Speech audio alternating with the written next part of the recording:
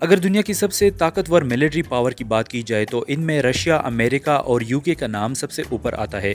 ये तीनों मुल्क ना सिर्फ मिलिट्री में सबसे ऊपर हैं बल्कि इकोनॉमी और टेक्नोलॉजी में भी पूरी दुनिया से चंद कदम आगे ही रहते हैं।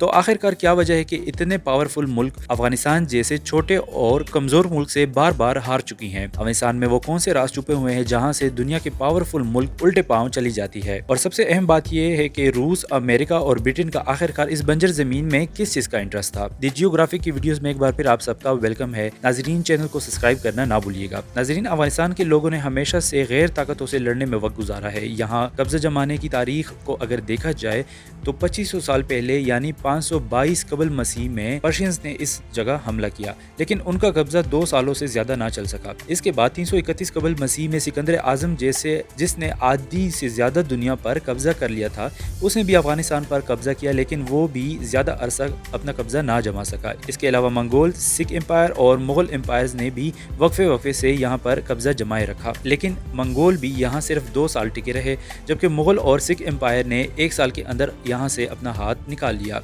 जब ब्रिटिश ने सब कॉन्टिनेंट पर कब्जा करना शुरू किया तो आज के म्यांमार से लेकर बांग्लादेश, इंडिया और पाकिस्तान का सारा एरिया इनके ब्रिटिश आर्मी में था। अफगानिस्तान में उन्होंने 3 मरतबा कब्जा जमाने की कोशिश की, लेकिन बदकिस्मती से एक बार भी कामयाबी ना हासिल हो सकी। सन 1989 में सोवियत यूनियन, आज के रशिया यानी रूस ने कब्जा करने की कोशिश की। पूरे 9 सालों तक अफगानिस्तान में जंग लड़ने के बाद रशिया को भी अपने फोर्सेस को निकालना पड़ा। इसी दौरान अमेरिका और सोवियत यूनियन के बीच सिविल वार चल रही थी और अफगानिस्तान की तरफ से हार मिलने पर पूरी दुनिया में सोवियत यूनियन पर मनफी इंप्रेशन भी गया। अभी सोवियत यूनियन को यहाँ से निकले 12 साल ही गुजरे थे कि सन 2001 में एक बार फिर अमेरिका ने यहाँ हमला कर दिया, और ना ही सिर्फ अमेरिका बल्कि ये हमला तमाम नेटो कंट्रीज ने मिलकर किया। एक तरफ Canada, UK, Germany, Italy, France, Denmark और पोलैंड समेत 13 पावरफुल कंट्रीज थी, तो दूसरी तरफ अफगानिस्तान अकेला इस जंग को लड़ रहा था। अफगानी तालिबान के खिलाफ ये जंग 20 साल तक चलती रही, पर कोई खातिर ख्वाह कामयाबी ना मिलने के बाद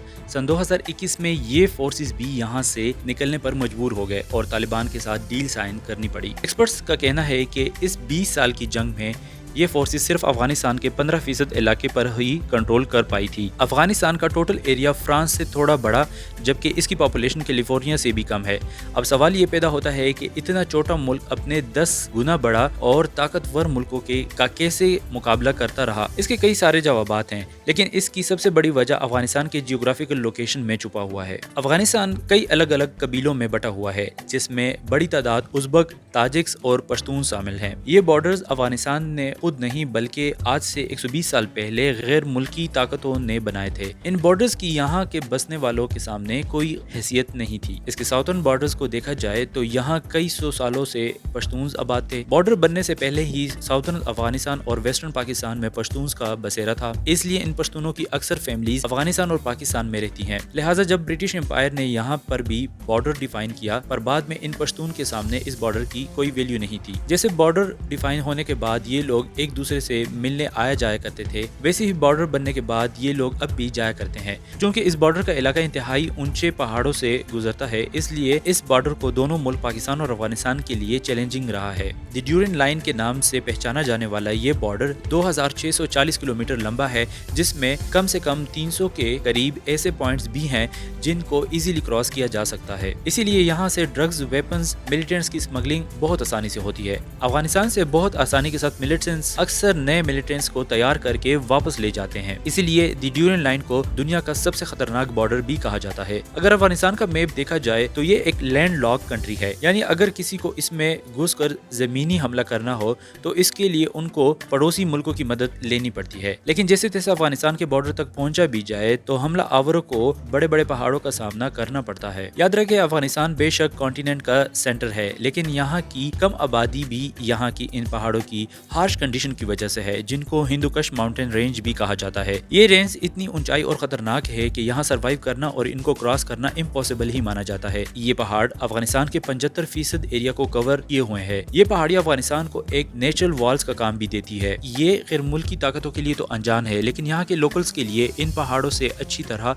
वाकिफ हैं। जब सोवियत यूनियन ने अफगानिस्तान पर हमला किया तो तब यहाँ के मिलिटेंट्स हर गुजरने वाले टैंक्स और ट्रूप्स पर अटैक करके वापस इन पहाड़ों में छुप जाया करते थे। जहां इनको ढूंढना नामुमकिन होता था। कई मरतबा तो मिलिटेंट्स पूरे के पूरे पासिस और रोड को ही उड़ा देते थे, जिससे रशियंस कई महीनों तक आगे नहीं बढ़ पाते थे। जहां ये पहाड़ मुख्तलिफ वजूहात में वॉल्स का काम करती हैं, वहीं दूसरी तरफ गुड्स वगैरह की सप्लाई में भी रुकावट का बाइस बनती है। यहाँ दर्जनों वैलीज हैं जहाँ अलग अलग ट्राइब्स रहते हैं। मुश्किल रास्तों की वजह से यहाँ के ज्यादातर ट्राइब्स का भी आपस में कनेक्शन नहीं है, इसलिए इन ट्राइब्स ने वैलीज के बीच में ही अपनी दुनिया बसा रखी है। इनके अपने अपने कानून हैं और ज्यादातर ट्राइब्स अपनी सिक्योरिटी भी खुद ही करते हैं, और यही वजह है कि अब भी काबुल में सेंट्रल हुकूमत का इन इलाकों पर ज्यादातर होल्ड नहीं चलता। जाहिर है अफगान सेंट्रल गवर्नमेंट भी इन मसलों के हल में बेबस रहती है, तो बाहर से आने वाले कैसे अपना होल्ड यहाँ बरकरार रख सकती हैं। सन 1989 में सोवियत यूनियन ने खोस प्रोविंस में अपना मिलिट्री बेस बनवाने में कामयाब हुई। ये बेस एक वैली में बनाई गई जिसके चारों तरफ ऊंचे ऊंचे पहाड़ मौजूद थे, और इसीलिए इस बेस को चारों तरफ से अफगानी मिलिटेंट्स ने घेर लिया, क्योंकि ये मिलिटेंट्स ऊंची पोजीशन में थे और इसीलिए वैली को जाने वाले तमाम रास्ते को भी बंद कर दिया। बात यहाँ तक पहुंच गई कि सोवियत नेटवर्क का पूरा सप्लाई नेटवर्क टूट गया और सिर्फ एयर सप्लाई पर डिपेंडेंट हो गए, जो कि सोवियत के लिए कोई लॉन्ग टर्म सोल्यूशन नहीं था। ये स्ट्रेटेजी सिर्फ सोवियत को ही हराने में काम नहीं आई, बल्कि सन 2001 में भी जब नेटो ने आने की कोशिश की तो 1,30,000 फोर्सेस को भी बाय एयर ही भेजा गया। लेकिन इतनी ज्यादा फोर्सेस के लिए रेगुलर सप्लाई एम्यूनेशन टैंक को पाकिस्तान के जरिए ही खैबर पास से भेजा जाता था। अफगान मिलिटेंट्स को ये मालूम था कि यूएस के लिए खैबर पास कितना इम्पोर्टेंट है, इसीलिए पहाड़ों में ही रहकर पाकिस्तान की हदूद में भी इन ट्रक्स पर हमला करने का कोई भी मौका हाथ से नहीं जाने देते थे। यहाँ तक कि सन 2009 में खैबर पास के बहुत ही एक अहम ब्रिज को भी तबाह कर दिया गया था, और जब भी इन मिलिटेंट्स को फोर्सेस की जवाबी कार्रवाई का सामना करना पड़ता तो बहुत ही आसानी से ये मिलिटेंट्स पाकिस्तान की हदूद में आ जाते, जबकि नेटो फोर्सेस के ट्रक्स वगैरह को भी खैबर पास में इंटर होने से पहले ही हमला करके सब कुछ जला देते थे। नेटो ने अफगानिस्तान से टेररिज्म को खत्म करने में अफगानिस्तान गवर्नमेंट की मदद भी ली और कई लोकल्स को भी इसमें हिस्सेदार बनवाया। बेशक इनको कई मकामात पर कामयाबी भी मिली, लेकिन पूरी 20 साल जंग का निचोड़ निकाला जाए तो सिर्फ यूएस को सिर्फ 15% ही अफगानिस्तान पर कब्जा करने में कामयाबी मिली। अमेरिका के मुताबिक इस जंग पर टोटल $2.3 बिलियन बर्बाद हो चुके हैं, यानी सिर्फ एक दिन में $300 मिलियन।